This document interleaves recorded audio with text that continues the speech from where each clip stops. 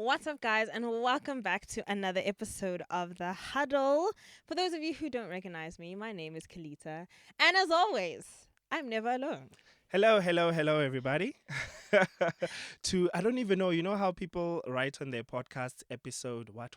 Yes, I we don't don't even know where. remember. We are somewhere. Yeah, we're somewhere. It's We're another somewhere. episode, another month. We are back. Yes. Yes. What are we talking about today? Today, our topic. Hmm, hmm. Guys, it's because I sufficiently triggered given today. So just be okay with what you're going to hear. Today, our topic is going to be music to my ears. All right. Yeah. And essentially, we're going to be talking about the age old conversation between Christians, which is listening to secular music, and the debate whether we should be listening, should we not? Are there particular people that we should be listening to? Is it okay to listen to some and not others? And the reason why I just thought, well, music is close to me. Yeah. It's like my passion. I know that you're also a very big creative and Yes. you're also in the music space. So I thought this was going to be a cool conversation to have from a different perspective. Yeah. Because I think a lot of the people who tap into this conversation are people who don't really have skin in the game like that.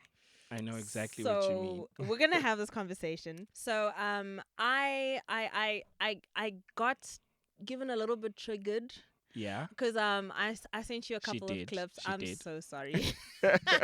I'll pay for your therapy later. We sent well, I sent him a couple of clips which went viral on the internet. The first one from Prophetess Tiffany Montgomery, Yeah. and she was really just, guys, I'm sure you've seen it actually. It was on the Shade Room. It was on the Shade Room. Imagine being a pastor on the Shade Room. On the shade room. Like, that's how viral it went. Yeah. And then the second one from my beloved Jackie Hill Perry, who is also coming against just the music industry. In particular, they both mentioned Beyonce. Beyoncé, yeah. And I just wanted to get your thoughts before we go on to this conversation. You know, the first thing I will say is that this seems to be a wave within the Christian community.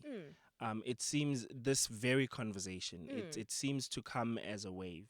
So I was smiling while I was watching the video because I felt like I'm having deja vu. Because I've been there, and I've really been there before. And I have a few gripes.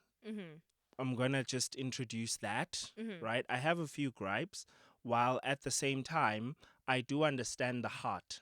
I definitely do understand the heart. So the reason I mentioned the significance of it being these waves is because it's sort of like something that always pops up in Christianity, moves a few people, and then it dies out, and then it'll come back again, move a few people, and then it'll die out. And the reason I say I have gripes is particularly because of the what do we call it when someone is just offering like a one size fits all solution? I don't know. A one size fits all solution. Right?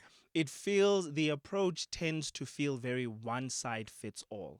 And it follows funny enough, it follows more a practice of legalism more than it follows application of principle. Yeah, that's me. That's a really good point. Yes. I think I probably should. Okay, I think, yeah. Adding context to the conversation. So I studied music. Yeah. And the way they teach you to study music, like, I never listened to music like the normal average music listener. We just like vibing, you have the good time, and you just like, it's a good song, cool, we keep playing it.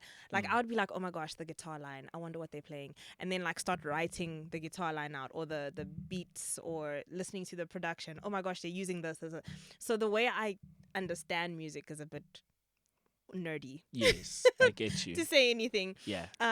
So essentially, there was just a period of time where I really felt God saying that I should stop listening to secular music. That was a struggle for me, not just because I love music. And when I say music, I mean anywhere from Bach and Beethoven to Hiatus Coyote to heavy metal, Evanescence to hip hop. I just loved music. Mm, And mm, it was really hard to give up in the first place. But as I was continuing, well, in the obedience, mm-hmm. and then also just understanding what music really is, right? I feel like the reason why this conversation keeps coming up is because there is such a heavy influence that we get as Christians listening to, actually not just as Christians, as people listening to music. Yeah. And I think for the most part what happens, and that's why the wave down dies down and then comes back up again, is I don't think we really take it seriously, like how much music plays into what we do in culture, Okay. right? Mm-hmm. And I feel like the way that I've understood it, like even the fact that you teach children with music, Mm. it's an education tool. I think we've always had this binary conversation of the one size fits all, Yeah. Yeah. because we're like, music is worship. Music isn't worship. Mm. Music is a tool, Mm-hmm. and it can be used for worship, it can be Yes. used for education, it can be used for cultural influences. And I think if you understand music at that point, then you begin to scrutinize what you listen to a little bit more. And Yes. I think that's why the heart of the conversation is, don't listen to secular music. Now, I think it does take a very mature person to be disciplined. If you are going to keep listening to secular music, to be disciplined in what you allow Yeah. to be playing in your head over and over and over and over again. Mm-hmm. Um, and I think it's also very ignorant of us to kind of think that music doesn't have a part, or it doesn't have influence on how you live your life. Yeah. And I think that's why the conversation becomes so aggressive, I guess. Yes. And I think that's especially why people come in the manner that these women have come out, speaking in such a way. It's like really boldly, especially against Beyonce. We know why. Yeah. It still baffles me to this day, like how you can be so disrespectful to the Christian community, Mm-hmm. saying that you use the Bible as tampon pages. I mean, what, you use Mm. the Bible pages as a tampon? Mm. Like, that's just so disrespectful. But yet we still have a large Christian community that supports her. I didn't know that was a thing. That was a thing. Oh, okay. That's one of the lyrics in her song. She has a lot of other songs that refer to different deities and, pagan gods.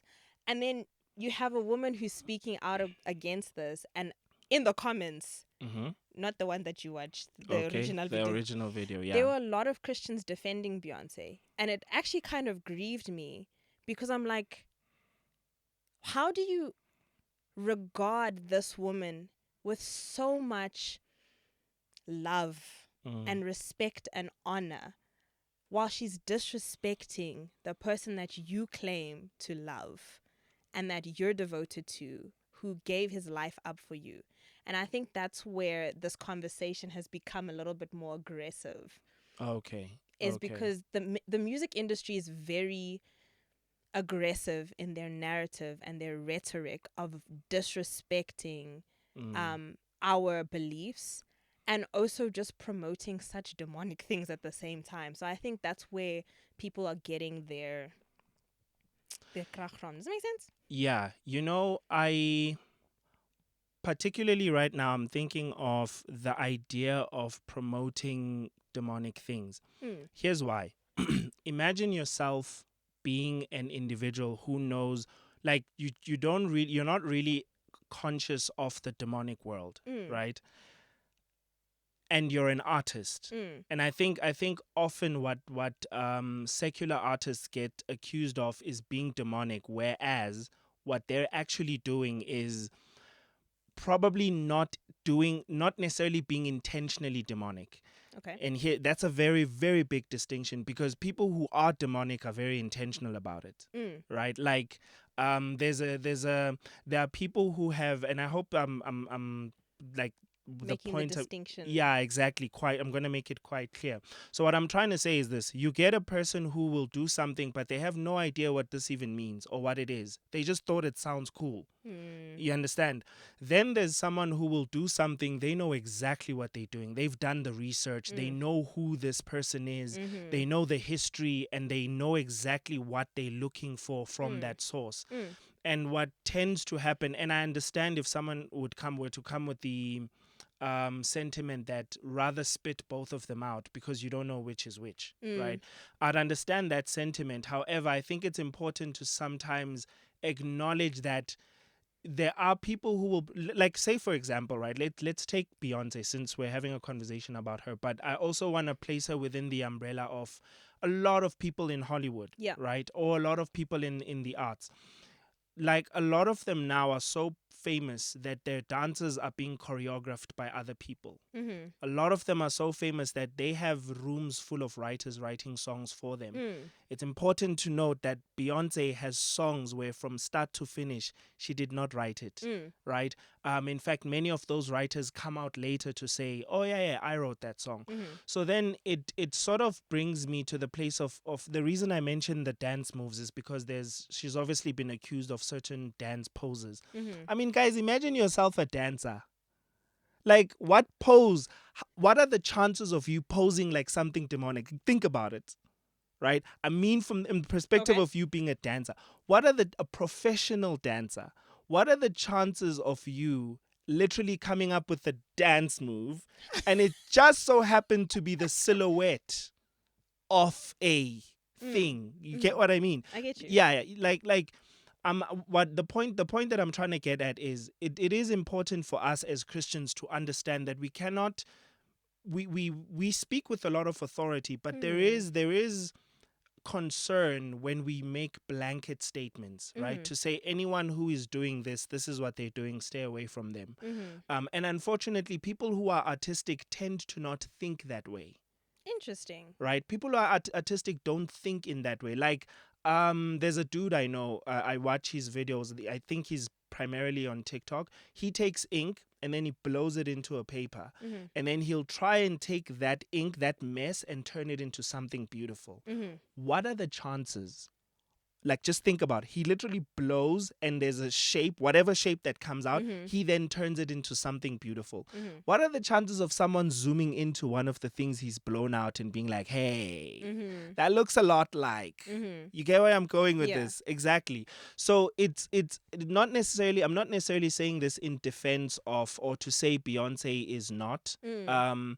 What I am saying is it is important to broaden our perspective of these artists Mm-hmm. and contextualize them as much as we can. Mm. Although I would at the same time agree with the statement to a certain extent, with the statement of, if you don't know, although let me rather finish the sentence. If you don't know, it is like, if you don't know that food is poisoned, you see, that's You see? why that's why I think it doesn't work. You know why? You Mm. know Paul's principle, the principle that he established when he said, if you go to the market and you buy, like, think about this. If you go Mm-hmm. to the market and you're buying meat, don't ask who the meat is sacrificed to.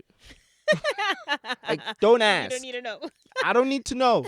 I don't need to know what you did last night, where you prayed, what tombstone you went to. Just put the meat in front of me. And the reason he says this because we know that these other gods are not real. They don't Mm-hmm. exist. They are nothing compared to who we worship. Mm-hmm. And if I tend to apply that as a principle in a lot of things, Mm-hmm. right? I tend to, but I'll leave it for there for now. You leave it for there. For now. Okay.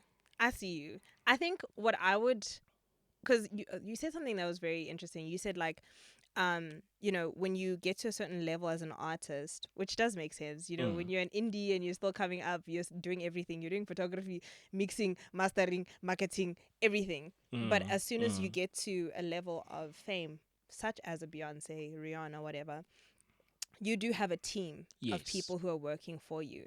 But I guess I don't think, and obviously this is now just an assumption because Yeah. I'm not there and I Mhm. don't have people there for me to reference that I know personally.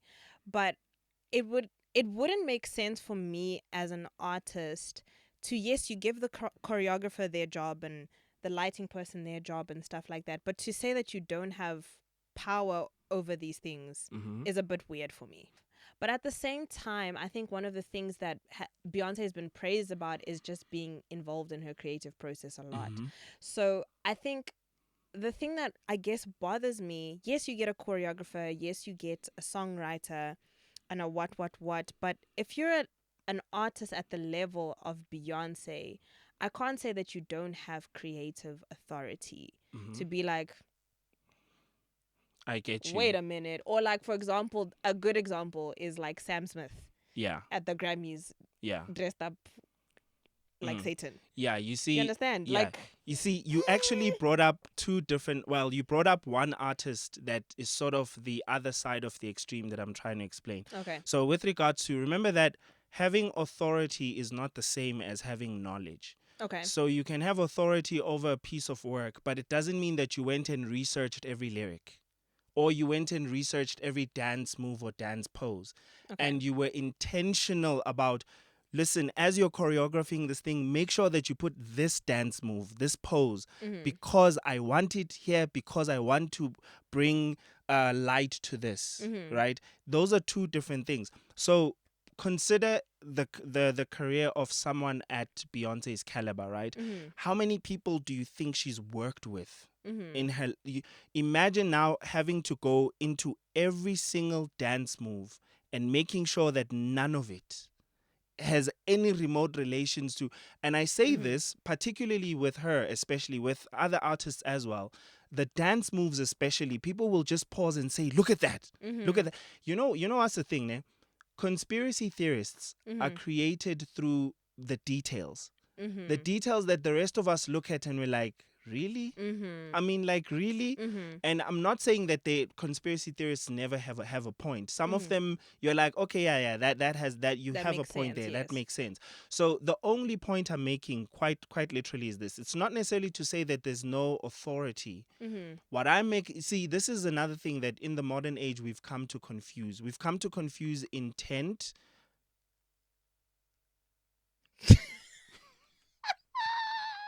Okay, we're good. Don't worry, we're good. All right. We've come to confuse, we don't know intent and action, Mm-hmm. right? To say that action is always followed by intent. Yeah. You see, an artist like Sam Smith, there was also this, what's this dude? The one who also did a song, Dancing on Satan's Lap. Oh, Um, little Nas. Yes, and made a shoe with blood in it. Even in the marketing, the intention is very clear and explicit. Mm-hmm. They show you that this is what I intended to do, Mm-hmm. right? Sam Smith did what he did with intention. Yeah. He intended to do that. Mm-hmm. So, and these are these are the things that I'm basically trying to sort of highlight in the conversation, to say, I don't, and I really have to state this, I'm not saying this in defense of any artist, Mm-hmm. but I am saying it in defense of people who are just regular people. Yeah. Right? A person who doesn't have the time to go in fact, I mean, okay, but let me not get into that because that's a whole different conversation. A person who doesn't have the time to research every single piece of, another thing I'm thinking of is this. There's probably didn't happen once, but there is an artist who's once accused Beyonce. I can't remember if it was T-Pain or who, of claiming that a song they wrote she wrote it. Okay. Yeah, and that was a huge thing. There's interviews done and all of that. Considers the fact that Beyonce is someone who has authority over her work. Mm-hmm. Why didn't she change the lyrics? Okay. Like, you understand what I'm saying? Like, Mm.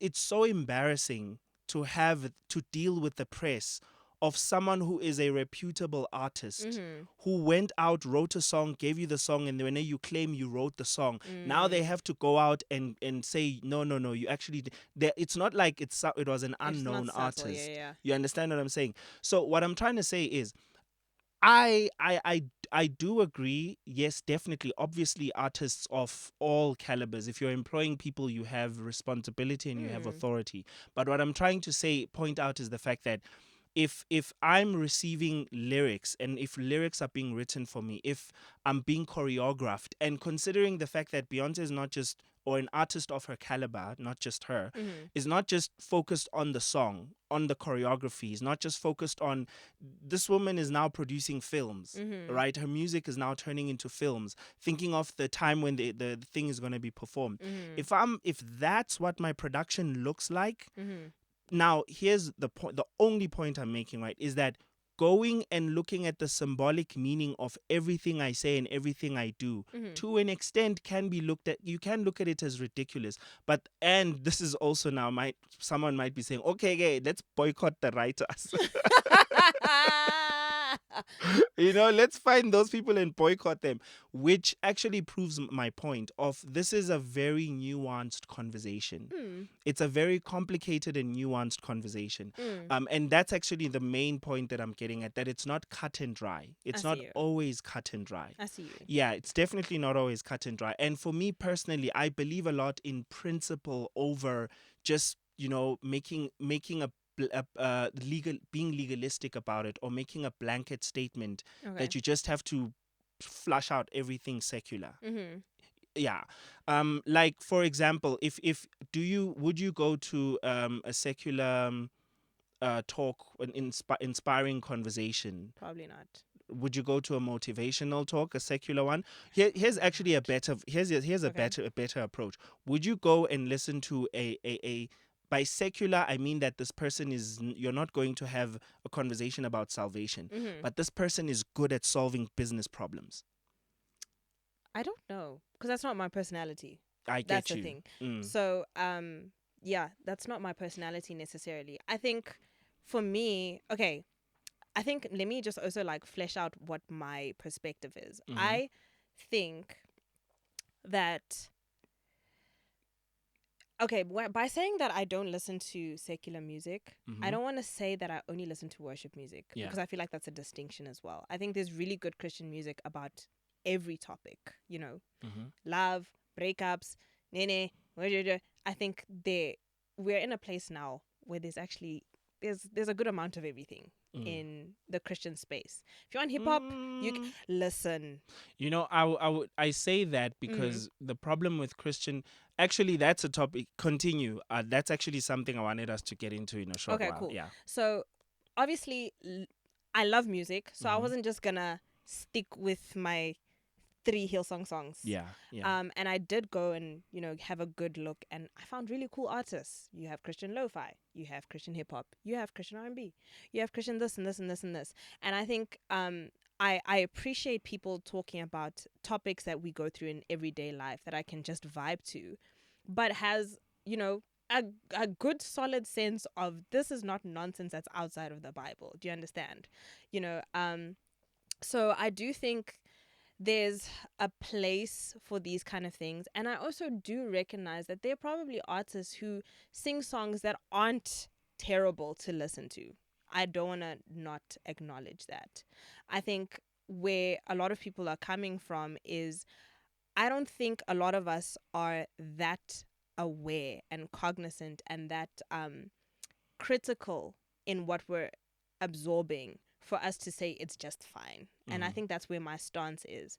And I say that because a lot of the time, a good example is there's actually a TikToker who he's also like a random dude. Don't think he's Christian at all. He just makes videos of like listening to songs that we listened to a while back, like three, Yeah. 4, 5 years ago, and then Yeah. listening to the songs and being like, oh, that's what he'll just be listening Oh, to the what the lyrics and he'll be lyrics like, said. is that what they're Okay. saying? Okay. But the fact that everyone can relate to that, I think speaks to not a problem, but what music was designed for. It was for relaxing, You're not supposed to be thinking like Kelitah and having an intellectual conversation Yeah. about the beats that Justin Bieber is singing over, right? Yeah. But because of that, I think a lot of the rhetoric and maybe the things that they're talking about in culture Mm-hmm. may not necessarily look bad at the surface, or maybe you don't even pick it up. And I think that's where a lot of us on this side of the conversation have our reservations is you're just listening and vibing and letting it play in your head and listening and absorbing all of this stuff. And a lot of the ideas that you may have are now shaped by what the world has shaped you, instead of us getting our understanding about certain things and cultural things from Christian perspectives. I hope that made It sense. does. Mm. So I think that's where I stand on I guess the spectrum. I hate that word. Anyway, Yeah. that's where I stand. Like I think the question that we should be asking ourselves, whether maybe the question is not whether we're listening to secular music or not at all, but am I aware enough and am I disciplined and mature enough to be able to throw the things out that need to be thrown out when I come to that part?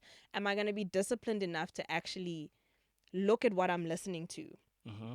understand what the lyrics are saying and what they're trying to say, and being able to decipher whether this is something that I'm letting just speak over and over and over in my head Mm. or not? It's a very interesting point that you've brought up there. When I the kind of revelation that I received from God. So, like I've Mm, said, I've gone through a multiple of these waves. mm. And you always have these groups of friends who you'll look at each other and be like, why are you listening to secular? Everyone will be like, secular, secular. And then you see guys slowly go Finding their way. finding their way back. Um, these are I'm just sharing my thoughts here, right? Mm, And I'm throwing this into the conversation because being in the Christian community, for us it's very easy to just say things as this is how it is and that's how it is, and not mm. acknowledge the nuances, Yeah. and not acknowledge that this is a very complicated topic that we're talking about, but we're treating it as though we just have to say no and it's Mm-hmm. done, right? Like my in my walk with God, what I've found to receive from God is more the approach of principle, like I've mentioned, Mm, and also another thing, when you were talking about discipline, right? mm. So there's the discipline of knowing what to cut out, and then there's the discipline of knowing how much you expose yourself to something, right? Explain. So what I mean is there is the so you are talking about the discipline of this. You heard this artist sucks. This artist is talking nonsense. Throw everything out. Mm-hmm. Then there's also, so for example, what I'm saying is this. So especially when you're talking about the ideas of the world dictating how you live or being influenced by them, Mm. there's an extent to which human beings, the more you are exposed to something in terms of the amount of time you spend in a In thing. it. Yeah. So are you, in other words, what I'm saying is this. There's actually something that they use in business where they call, what is your EQ ratio? So Okay. no, what is your EE ratio? Okay. What is your education versus entertainment ratio? Okay. So have entertainment, but Mm. how much of it? What's the ratio? And how Mm. much time are you spending in each? Sure. Because that's what's going to produce whatever it produces in you. Sure. So if you are, and these things tend to naturally sort of take shape within people. Mm. Personally, this is what I would teach people more than I would go and tell a person, don't do this, don't do that. Oh, I could literally share a story, but we probably won't have the time for me to get into this. Like, if you are, for example, really dedicating a lot of your time in Christ, you're studying the Word, you're pursuing kingdom centered conversation Yeah. with your brethren. That's the life you live. The things that you shouldn't be listening to, or I would suppose, including the discipline, sort of naturally come in. Mm-hmm. Like, you naturally don't want to be In in those places. in those Yeah. places, right? Especially the majority of the stuff, Yeah. right? The minority that makes it in will sort of like not have as much of an impact on you, because the thing that influences your life, majority, the thing when you sit down and what populates your thoughts, it's Mm. scriptures you're meditating on, the current book that you're studying, the conversation that you'll be having with your friends later about scripture, that Mm-hmm. dominates your life so much Mm. that you have very little time for this. That's really, really a good point. Mm, And I mm. think I like the way I just break. Okay, obviously, we live life in our own lenses, Yes, yes. and I'm just thinking about how much time I spent listening to music. Even though I was a Christian, Yeah. I was kingdom centered.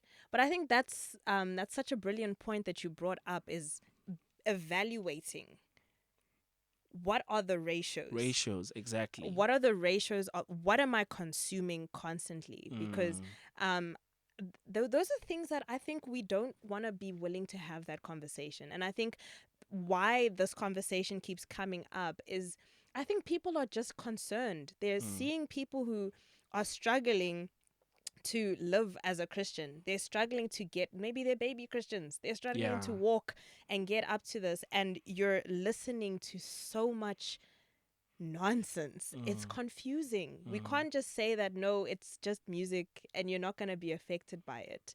But it gets confusing. You have so many opposing ideas when you're looking at the world and the Bible and the world and the Bible, Bible. Yeah. that I think that's why people are pushing back on it so hard. So Mm. again, I think echoing what you said earlier, we understand the heart of people who are pushing things back. And I actually, to agree with your point, um, I don't tell people not to listen to secular music. Mm. I think that's your own journey with God, but I think there's also wisdom to be had Mm. about this situation, and that's why we're having this conversation. Exactly. Yeah. And so, when I go to church, I go with one of my friends. She's from Pretoria, but Mhm. she's a student. Mhm. So naturally, she's a student. I'm driving. I'm taking her everywhere. So Yeah. we go to church together and we come back. And I only listen to Christian music. And sometimes she'll bring like friends on to come to go church with us, you know. And like I'll be playing this vibey Christian music. And I remember this one time, this guy in the back was just like, "This is Christian. Like, are you Mm. serious?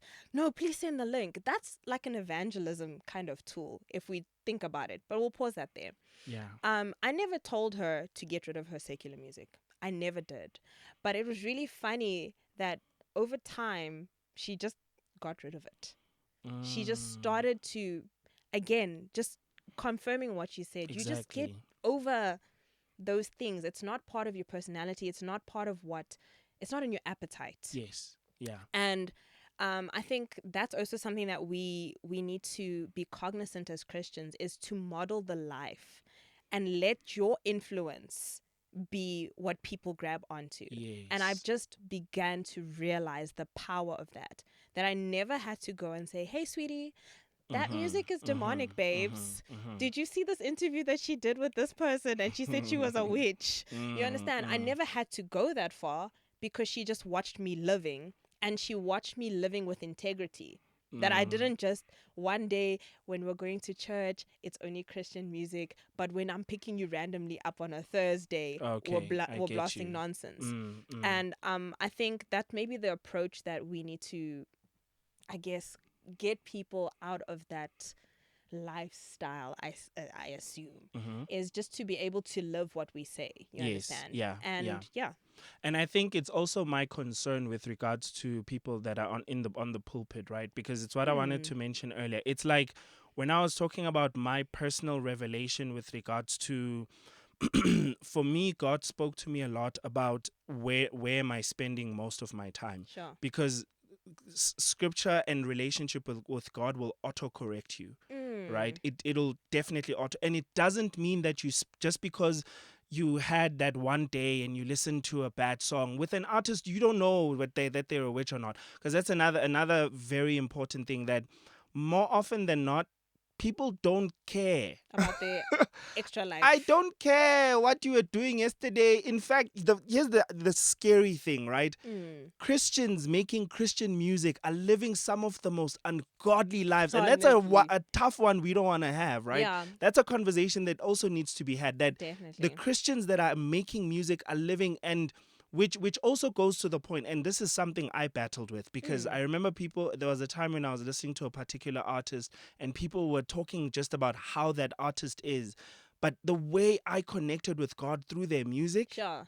you understand what I mean? Sure. And Yeah, now I was like, this is a very, very complex conversation. it is. Yeah. So my concern with those who step on the pulpit and then make, these statements is, firstly, you had a personal revelation Mm-hmm. and you spoke about it as being a personal revelation. Mm, But now you're sitting in a place where you have the privilege of taking your personal revelation and turning it into something that everyone now has to carry on their shoulders, mm-hmm. right? Whereas when you and I are just Christians living our lives, I share with you a revelation that I had, Mm-hmm. and I give you the opportunity to digest it.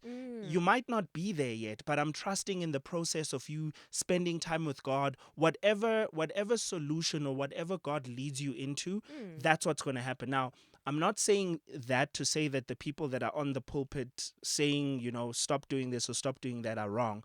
I'm just trying to say that there is a benefit to looking at this holistically, right? There is a huge benefit from doing that. And I think personally, the story that I wanted to get into that I know we don't have the time to really get into the details is there was a minister who came into during apartheid times where segregation in South Africa was hectic. Sorry. And he was very, very intent on not talking about diversity. Sure. He was very big on that. And yet his church was the most diverse. Sure. Right? He was more focused on speaking about it's like how when you walk into banks, they don't spend meetings upon meetings teaching you about counterfeit notes. They get you to know the real one so good that you immediately spot the fake one. Yeah. Right? Which is far more. Imagine how much counterfeit money is out there. Right? From the photocopied to the one made in someone's back door to the one made in professional institutions. There is just too much. We don't have the time to cover all of them. So instead, let's just focus on the authentic one. Yeah. And then you will easily be able to spot this shouldn't be here. Yeah. The authentic ones don't have this. Yeah. Absolutely. I think this has been a very fruitful conversation. And I think the heart behind all of this discourse is just be wise. Yeah. Be wise. Don't be naive to think that what we listen to doesn't have an effect in our lives. And don't be so I guess willing or eager rather to criticize people for being on their journey. But I also think that, being able to have a discussion like this with your friends, with your family, and just encouraging them to want to live a life that pleases God as we look to the light and look at the real instead of the counterfeit and finding all the details missing in this person and this artist's life will be a lot more fruitful.